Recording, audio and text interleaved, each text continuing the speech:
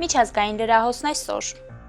Թուրքիայի գլխավոր ընդդիմադիր Քեմալական հանրապետական ժողովրդական կուսակցությունը Ստամբուլի կալանավորված քաղաքապետ Էքրեմ Իմամօղլուին առաջադրել է որպես նախագահի թեկնածու։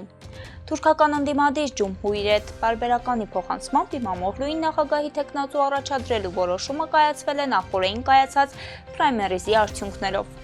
Հաղորդվում է, որ պրայմերիզին մասնակցել է շուրջ 15 միլիոն քաղաքացի, որը կազմում է Թուրքիայում ընտրելու իրավունք ունեցող քաղաքացիների գրեթե 1/4-ը։ Պրայմերիզին մասնակցած 15 միլիոն քաղաքացիներից ավելի քան 13.2 միլիոնը քվեարկել են Էքրեմ Իմամօղլուի օգտին, ով առաջադրված միակ թեկնածուն էր։ Պրայմերիզից հետո Հանրապետական ժողովրդական կուսակցության նախագահ Օզգյուր Օզելը Թուրքիայի նախագահ Ռեջեփ Թայիպ Էրդողանին կոչ է արել արտահերթ նախագահական ընտրություններ անցկացնել եւ մրցակցել Իմամօղլուի դեմ։ Հիշեցնենք, Էքրեմ Իմամօղլուն ձերբակալվել է մարտի 19-ին։ Նա կասկածվում է ահաբեկչության օժանդակման, կաշառակերության եւ կոռուպցիոն գործարքների մեջ։ Նրա ձերբակալությունից հետո Թուրքիայի խոշոր քաղաքներում զանգվածային ցույցեր են սկսվել, որոնք ճնշելու նպատակով իշխանությունները դիմում են բռնությունների։ Այսօր Թուրքիայի ներքին գործերի նախարար Ալի Ելիքքայան հայտարարել է, որ վերջին օրերի հակակառավարական բողոքի ցույցերի ավելի քան 1100 մասնակից է ձերբակալվել։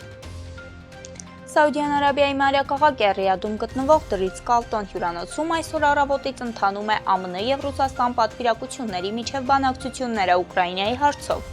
Գրմփակ հանդիպման ընթացքում կողմերը քննարկում են Սևծովյան նախաձեռնության հնարավոր վերսկսումը, որը վերաբերում է Սևծովին նավագնացության անվտանգությունը, հայտնել է Ռուսաստանի նախագահի օգնական Յուրի Ուշակովը։ Կրեմլի խոսնակ Դմիտրի Պեսկովը հայտարարել է, որ հացահատիկի համաձայնագրի թարմացումից բացի կքննարկվեն պատերազմի ավարտի այլ նյուանսներ եւ ասպեկտներ։ Ռուսական պատվիրակությունը Ռիադում ներկայացնում են Դաշնային խորհրդի միջազգային գործերի կոմիտեի ղեկավար Գրիգորի Կարասինը եւ ԱԴՑ տնօրենի խորհրդական Սերգեյ Բեսեդան։ Մարտի 23-ին Սաուդյան Արաբիայում տեղի ունեցավ նաեւ ԱՄՆ-ի եւ Ուկրաինայի պատվիրակությունների հանդիպումը, որի ավարտին Ուկրաինայի պաշտպանության նախարար Ռուստեմ Ումերովը հայտարարել է զրույցը կառուցողական էր եւ բովանդակալից քննարկել են առանցքային հարցեր, մասնավորապես էներգետիկայի ոլորտում։ Բանակցությունների ֆոնին Մոսկվան ու Կիևը հաղորդում են ԱԹՍ հարվածների մասին։ Վրաստանի խորհրդարանի նախագահ Շալվա Պապուաշվիլին եւ պաշտոնյաներին եւ դիվանագետներին կոչ է արել իրենց կողմից վրացական ոչ կառավարական կազմակերպություններին հատկացված միջոցների մի մասը ուղղել անցյալ տարվա նոյեմբերին եւ դեկտեմբերին տեղի ունեցած բողոքի ցույցերի ժամանակ խորհրդարանի շենքը վնասը ծածկելու համար։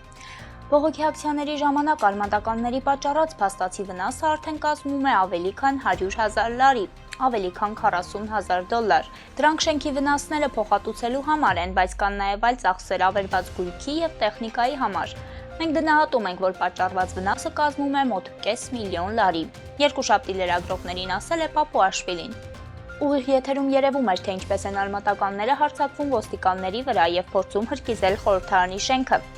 Սակայն եվրոպացի դիվանագետները դա չեն նկատել, սա խայտառակություն է եւ որևէ արժեքի բացակայություն, ասել է Պապուաշվիլին։ 2024 թվականի հոկտեմբերի 26-ին Վրաստանում տեղի ունեցած խորհրդարանական ընտրությունները, որոնց հաղթող ճանաչվեց իշխող վրացական երազանք կուսակցությունը, միաժամանակ ընդդիմության բողոքի ակցիաները սկսվեցին ընտրությունների արդյունքները չեղարկելու պահանջով։ Բողոքի նոր ալիք սկսվեց այն բանից հետո, երբ նոյեմբերի 28-ին Վրաստանի վարչապետ Իրակլի Կոբախիձեն հայտարարեց, որ Թբիլիսին մինչև 2028 թվականը բանակցություններ չի սկսելու Բրյուսելի հետ Եվրամիությանն անդամակցելու շուրջ եւ այդ ընթացքում հրաժարվելու է ԵՄ-ից ցանկացած բյուջետային դրամաշնորհից։ Ռուսաստանի Դաշնության նախագահ Վլադիմիր Պուտինն անձնական նվեր է ուղարկել ԱՄՆ նախագահ Դոնալդ Թրամփին, բայց Կրեմլը չի ցանկանում փակագծերը բացել։ Այս մասին Ռեբեկա Ռուի փոխանցմամբ ասել է Ռուսաստանի Դաշնության նախագահի մամուլի քարտուղար Դմիտրի Պեսկովը։ Հաշվի առնելով, որ նվերն անձնական է, մենք չէինք ցանկանալ լրացուցիչ տեղեկություն տալ, եթե նախագահը ինքը նպատակահարմար համարի, որ մի օր կխոսի այդ մասին, լրագրողների հարցին պատասխանել է Պեսկովը։ Օրերս Թրամփի հատուկ բանագնաց Սթիվ Ուիթքոֆը մանրամասներ էր հայտնել Պուտինի հետ մարտի 13-ին կայացած հանդիպման մասին։ Ըստ Ուիթքոֆի Ռուսաստանի Դաշնության նախագահը նրա միջոցով Թրամփին նվեր է ուղարկել։ Ռուսաստանի Դաշնության առաջատար նկարիչի մոտ պատվիրված գեղեցիկ դիմանկար։ Չինաստանի արտաքին գործերի նախարարությունը հերքել է տեղեկությունը, թե երկրի ներկայացուցիչները քննարկում են չինացի խաղաղապահներ Ուկրաինա ուղարկելու հարցը։ Այս մասին պաշտոնապես հայտարարել է Գոց Զյակունը։ Ցանկանում եմ ընդգծել, որ համապատասխան տեղեկատվությունը լիովին չի համապատասխանում իրականությանը, ասել է Չինաստանի արտաքին գործերի նախարարության ներկայացուցիչը։ Ագնախոսնակը նաև ընդգծել է, որ Չինաստանը մտադիր է շարունակել աշխատել միջազգային հանրության հետ առաջ մղելու խաղաղ բանակցությունները եւ պայմաններ ստեղծելու հրադադարի եւ հակամարտությունը դադարեցնելու համար։